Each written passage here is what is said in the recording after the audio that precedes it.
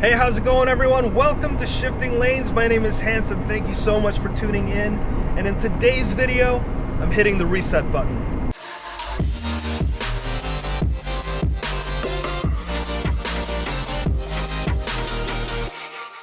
I'm totally lost. Totally lost.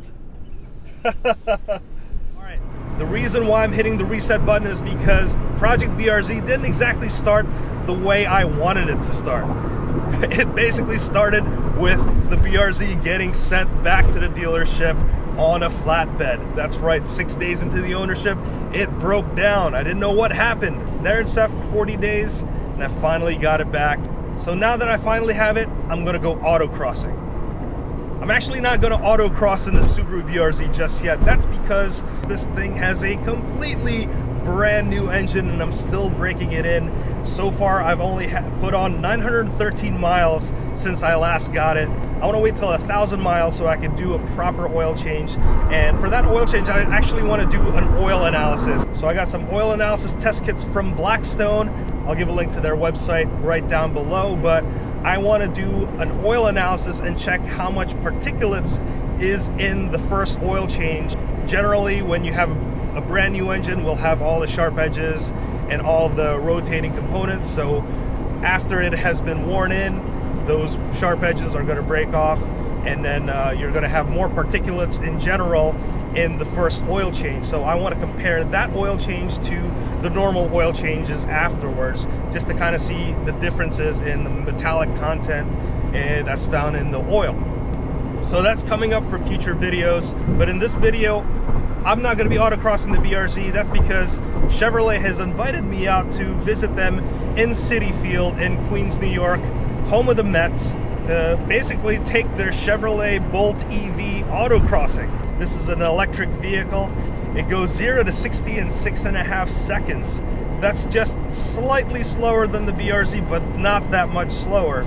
The Bolt EV has a 60 kilowatt hour battery, and it has a fantastic range of 238 miles. Just a quick public service announcement. If you haven't subscribed to this channel already, please do it right now. If you like these videos, please consider giving it a thumbs up. And if you haven't hit that notification bell, please do it right now so you can get notified anytime we make a video on the BRZ or on our other project cars like the Project Aston Martin, the Project Volvo V70R, and the Project Lexus IS300.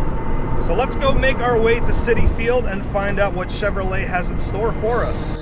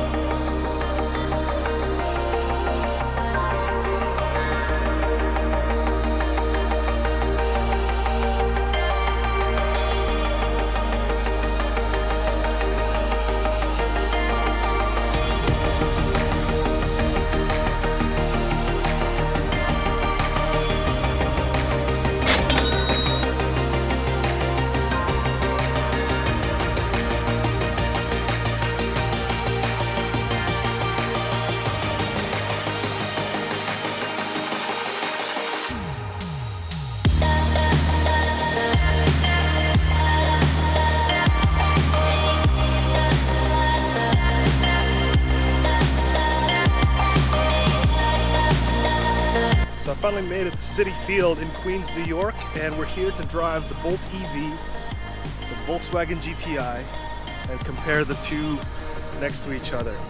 But yeah, so this Bolt EV has a 60 kilowatt hour battery. It's got a 238 mile range, which is pretty fantastic for a little car. And something like this starts around $37,500. And if you apply the federal tax rebates, it's going to be about $30,000. Here's the comparison. This is the Volkswagen GTI. Of course, this has a 2-liter turbo, and I think it produces about 210 horsepower. All seasons.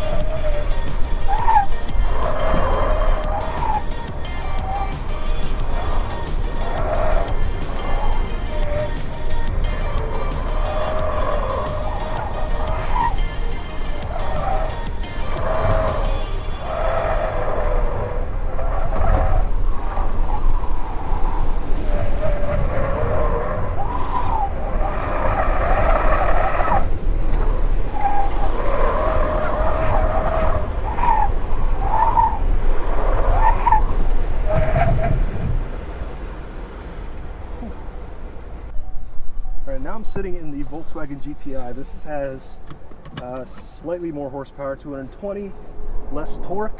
This is a gasoline engine.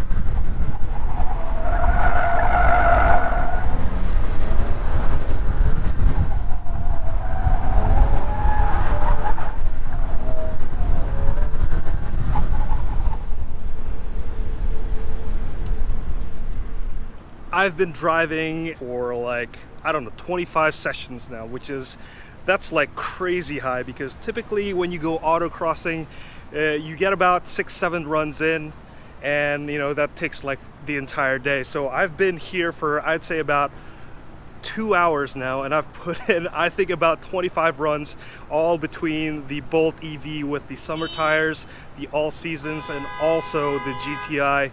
It's almost like a direct comparison, because the GTI has about 220 horsepower and the Bolt EV has 200 horsepower, but it does have a lot more torque. It has 266 pound-feet of torque. But in terms of horsepower comparison, it is close to the Subaru BRZ. It's around 200, but those cars were all front-wheel drive. But you could really tell how much understeering happens when you have a front-wheel drive car. And throughout the whole session, I was basically just hearing the tire squealing the entire time. I learned that turning the traction control off is very important in autocross. We know that traction control is going to be a limiting factor in the performance of the car when you're taking it on the track, but definitely in the autocross, you really feel the effect of leaving the traction control on. My times were just a lot slower, sometimes a couple of seconds slower, but when I turned that off, I could get a lot more engine speed, and it's not suddenly getting killed just because of the loss of traction. And that's going to happen a lot in autocrossing. Grip is very important, but sometimes you just have to lose grip just to make the corners. Another thing I learned was that in the GTI, you also want to run it in manual mode. It's got the dual clutch gearbox, so you definitely do not want to leave that in the automatic mode, just because it's going to try to want to upshift when it can. And when you're doing that, you're basically putting yourself out of the boost zone. So you're gonna get a lot more turbo lag in the system, and it's just not good for an autocross session. So in here, what I basically did was I left it into manual mode. As soon as I got up to engine speed, I shift up once, and I was in second gear most of the time. So there was really no shifting involved, but I was in the proper engine power band, and I was getting a lot more boost, and I was getting a lot more power. So there you have it. The day has been fantastic. It's a beautiful day, and you can see from the times, we ran in the afternoon session and the morning session. I'll show you a picture of the times, but in the afternoon session, we were running about like 2, 3, 4, 5 seconds faster than everyone else. So obviously the temperature on the asphalt is a lot warmer, tires stay a lot warmer, so we could get a lot more traction. But today has been fantastic, and we learned a lot about the Bolt EV. Gets 238 miles per charge, and it has a 60 kilowatt hour battery, and it goes 0 to 60 in 6.5 seconds, and has about 266 pound-feet of torque. That's a lot of power for a car that is very efficient, and is, you could basically go on a couple of days before charging to full again. And as today has shown, it could keep up with the Volkswagen GTI. Now, it's not as good as the Volkswagen GTI in the autocross session, because the Volkswagen GTI does have a limited slip differential. That makes a big difference when it comes to autocrossing, just because it will send torque to the side that's slipping the most, and it's going to help you hook in the corners, and instead of just understeering and plowing into the corners. So that's something that the Bolt EV unfortunately does not have. It's got an open differential. But then again, you're talking about an electric vehicle and not like a performance vehicle. So it's pretty cool that the Bolt EV can at least go toe-to-toe, and that's just shown by the times that someone like me that, you know, I don't have much experience in autocrossing, though after today, after the many laps, I could say that I've got about 20 laps under my belt. So again, today's been great. Thank you so much for tuning in and watching till the end of the video, and I'll see you next time.